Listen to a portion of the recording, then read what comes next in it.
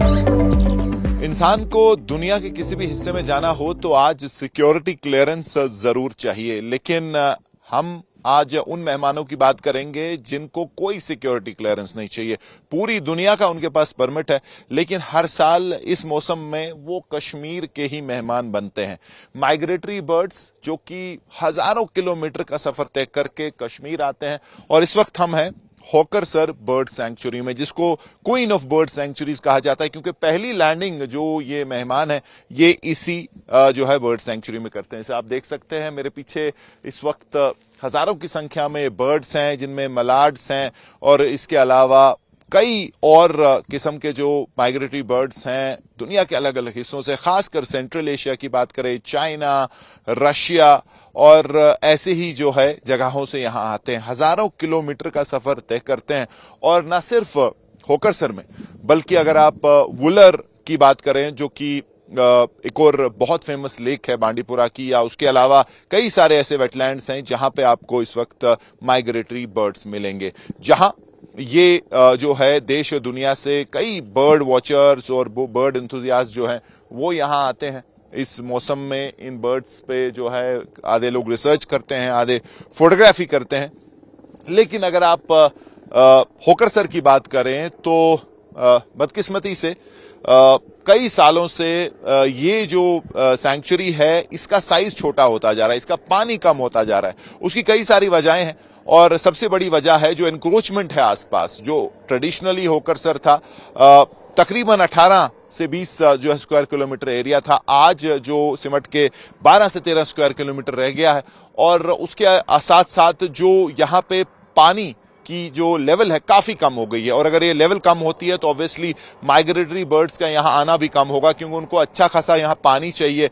और उसके साथ साथ अगर आप जो ट्रेडिशनल यहाँ जो सोर्स था पानी का, जहां से पानी आता था, वो इनलेट ब्लॉक हो गए हैं, वो इनक्रोच हुए हैं, और कई सारा इलाका आस पार बस्तियां बन गई हैं, जो कि कई सारी उसमें इलीगैलिटीज हैं।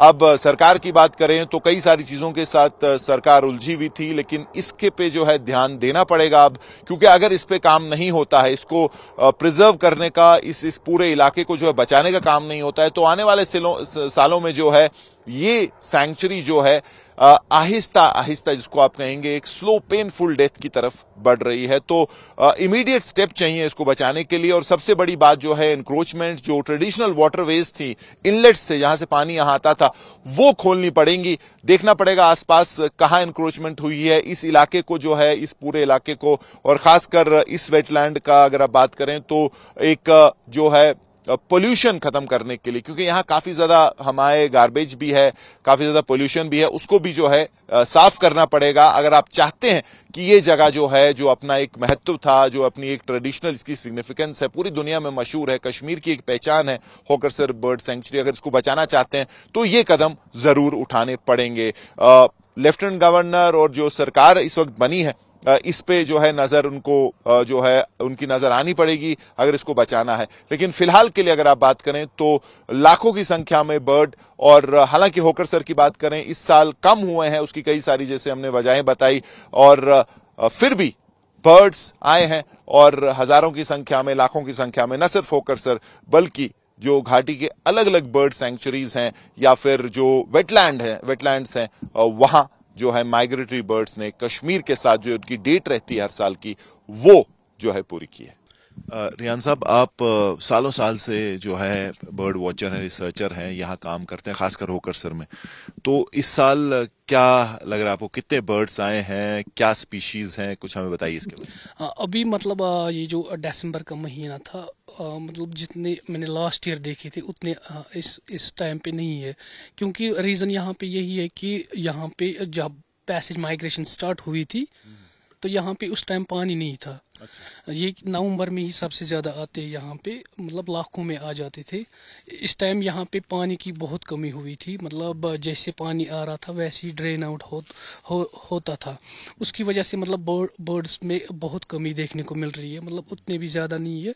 अब यहाँ पे मोस्टली इस टाइम गैडवल्स है, कूट्स है, कॉमन टील्स है, नॉर्दर्न शॉलर्स देखे मैंने अभी कुछ, और कुछ यहाँ पे नॉर्दर्न पिनटील्स थे, मतलब उससे भी ज़्यादा होते थे यहाँ पे पोचर पोचार्ड्स होते थे, कॉमन पोचार्ड्स, रेड क्रेस्टेड पोचार्ड्स होते थे, टफ्टेड डक्स होते थे। इस टाइम मैंने एक ही यहाँ पे देखा था, वो भी बहुत अच्छे नंबर्स में होते थे यहाँ पे। इस टाइम मैंने बहुत सारे कम देखे है।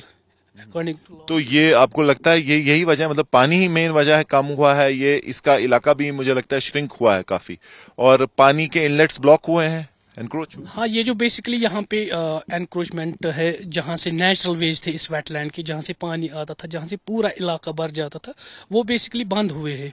जो कि इरिगेशन फ्लड कंट्रोल डिपार्टमेंट ने यहाँ पे फ्लड चैनल के ऊपर से ये एम्बैंकमेंट्स बनाए, उसकी वजह से वो जो नेचुरल वेज थी वो ब्लॉक हो गई, और उससे बहुत ज़्यादा प्रॉब्लम बढ़ गई कि उससे मतलब जो ये जो ड्राई होने लगा, उससे ज़्यादा एनक्रोचमेंट। यहाँ पे जितना भी सूखा होता है ना, यहाँ पे लोग एनक्रोचमेंट करते हैं हर एक साइड से, मतलब यहाँ इसके सराउंडिंग में 14 विलेज से, जो कि हर एक साइड से एनक्रोचमेंट करते हैं यहाँ पे।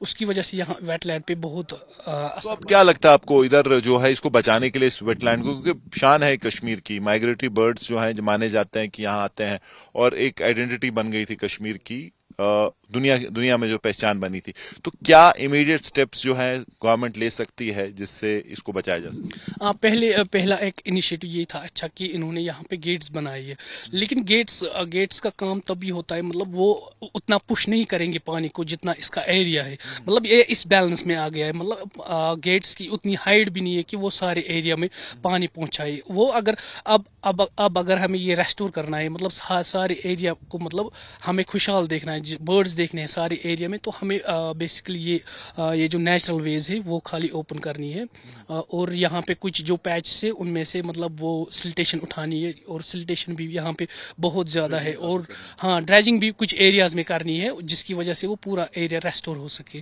क्योंकि यहाँ पे मतलब सालों साल की ये जो है सिल्टेशन, वो भी यहाँ पे कभी मतलब रिमूव ही नहीं हुई है, ना ही उस पे कोई मैनेजमेंट हुई है। दो चीजें और देखी मैंने, पोल्यूशन भी काफी देखा यहाँ, और पोचिंग कितनी होती है? पोचिंग आपको लगता है एक इशू है या फिर उतना बड़ा इशू नहीं? हाँ, यहाँ पे मतलब मोस्टली यहाँ पे अब पोचिंग नहीं होती है, मैं नहीं देखता हूँ, मतलब किसी भी पोचर्स को यहाँ पे नहीं देखता हूँ। और पोल्यूशन की अगर बात करेंगे, जब तक ट्रैश गार्ड नहीं था तब से मतलब सालों साल से इसी में जा रहा है। पूरे श्रीनगर सिटी का जो ट्रैश होता है वो सारा होकरसर में ही जाता है। जैसे कि आप देखिए JVC हॉस्पिटल है, वहाँ से भी ये फ्लड चैनल आ रही है, जितना भी उनका वो मतलब वेस्टेज होता है वो खाली इसी में डाल देते। और कुछ लोग ऐसे होते कि जो जिनके घर में वो जानवर होते हैं, वो मारी जाती है, गाय होती है किसी की मरती है घर में, वो भी इसी में फेंकते हैं। आप अगर वहाँ पे देखेंगे अभी भी वहाँ फ्लड चैनल में मौजूद है।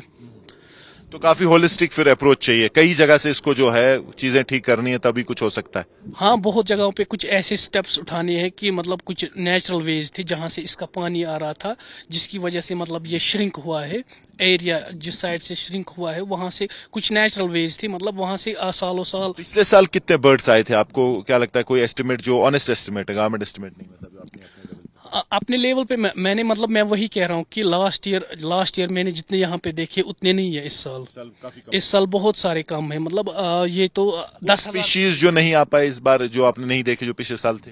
हाँ, अभी मैं उन्हीं को देख रहा था यहाँ पे। मैंने पहले ही जिक्र की अभी कि पोचार्ड्स भी नहीं देखे मैंने यहाँ पे, रेड क्रेस्टेड पोचार्ड्स भी नहीं देखे, और ये जो टफ्टेड डक्स थे वो भी मैंने नहीं देखे यहाँ पे। और ग्रे लगीज मतलब ये जो दिसंबर का महीना है, अगर मैं 2020 की बात करता हूँ, यहाँ पे मैंने हजारों में देखे थे वो।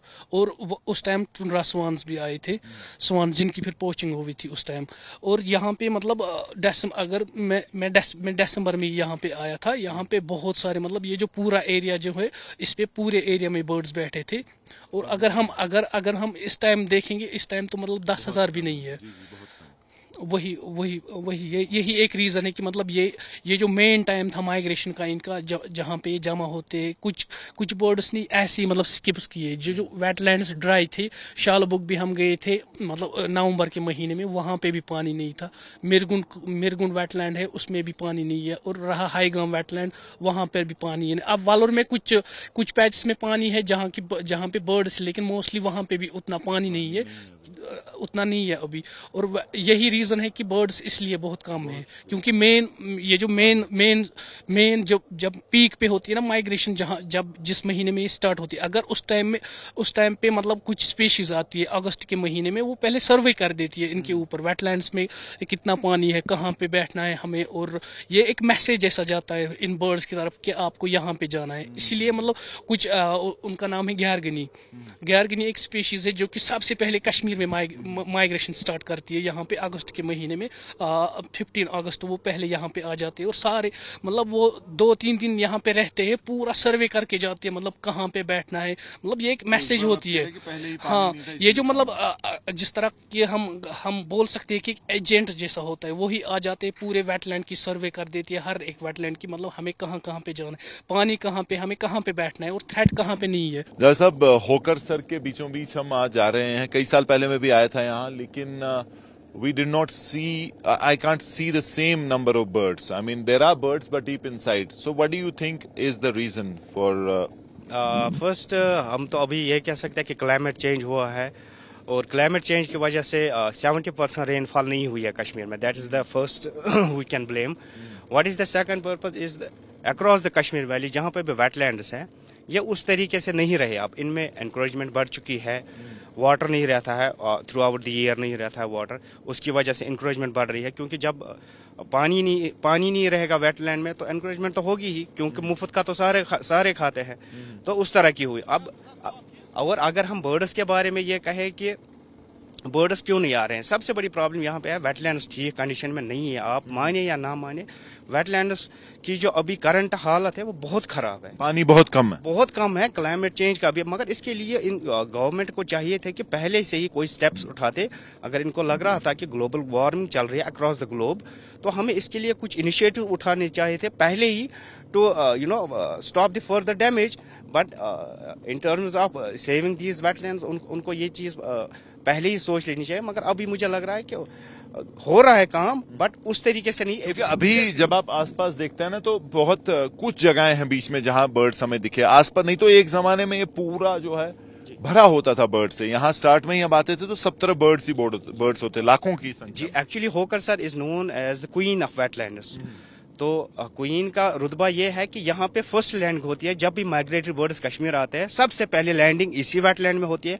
इसके बाद ये दूसरी जगहों पे जाते हैं, रामसर साइट्स में, या जो रामसर साइट्स की लिस्ट में नहीं है उन वेटलैंड्स में खासकर ये है शालबुग वेटलैंड है, हाईगाम वेटलैंड है, और एशिया की लार्जेस्ट फ्रेश वाटर लेक है वालोर लेक है, उसमें भी जाते थे. मगर फर्स्ट लैंडिंग जो होती है वो होकर सर में ही होती है.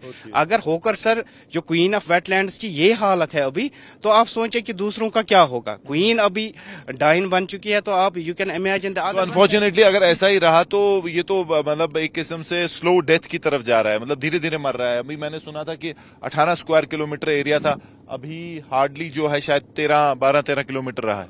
अभी 13.75 स्क्वायर किलोमीटर रहा है. अभी पहले 18 पॉइंट और 34 था, कुछ ऐसा ही. तो हम अभी ये कह सकते हैं कि अब वेटलैंड्स का यही नहीं है कि माइग्रेटरी बर्ड्स इसमें आते हैं. It plays a important role in environmental role. ये कार्बन डाइऑक्साइड एब्जॉर्ब करता है. लोगों में हमें ये बिगिनिंग क्लास से ही स्टूडेंट्स को पढ़ाना चाहिए कि it is okay, lots of oxygen came from the seas, not from the trees. That is true. अब ये कह सकते हैं कि this is an important part in environment. ये एक तरह की जो है हमारे यहाँ पे कार्बन डाइऑक्साइड जो हम छोड़ते हैं ह्यूमंस, चाहे लिविंग जितने भी है. कैमरा पर्सन तारिक लोन के साथ मीर फरीद, होकर सर, श्रीनगर, आज तक.